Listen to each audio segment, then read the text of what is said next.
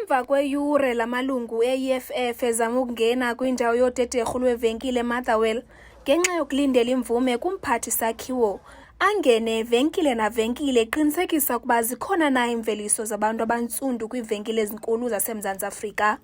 Unobhala walo mbutho eMotherwell uBathandwa Khalimashe uthi bonelisekile linani leemveliso zabantu abantsundu kwivenkile uClicks. Uqoka sifumene lento besifuna ukuba at least i-black business iya-recognizwa because sifumene ii-companies ezi-7 that are black owned.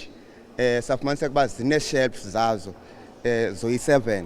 Secondly, asifuna uqoka even indlela esiphethwe ngayo nabasebenzi is 100% black owned.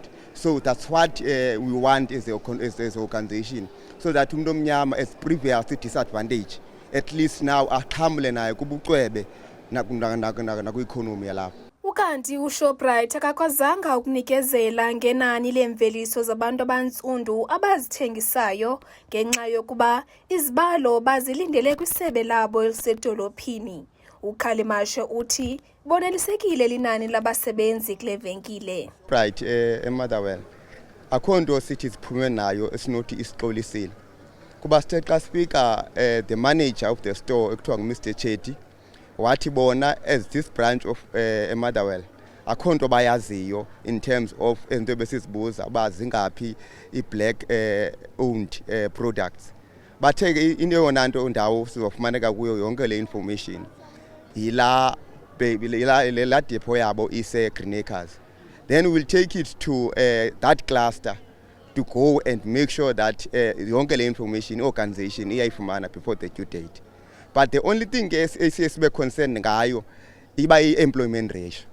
Upper they showed us that 99.9% is a black people abasebenzayo inside, which made us at least sibone ukuthi noko bakhona abantu abaqhamlayo kwaShoprite abamnyama.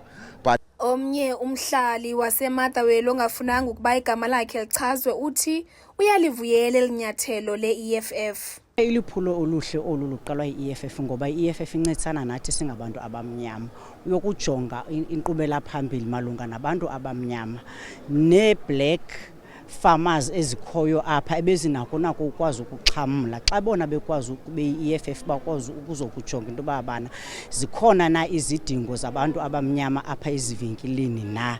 Ndibona iliphulo oluhle kakhulu ngoba nathi siyafamisha silimile siyabawela nathi ezivenkile zikwazi ukuza kuthi zizokwazi uthenga kuthi izinto esizilimileyo nezinto esizifamishileyo. Nangona bengakwazanga ukungena kwezinye ivenkile, umbutho we-EFF uthi uza kuqhubeka neliphulo lawo lokuqinisekisa ukuba uqoqosho lwasekuhlaleni luyabandakanywa kwaye luxhamlisa abantu abantsundu.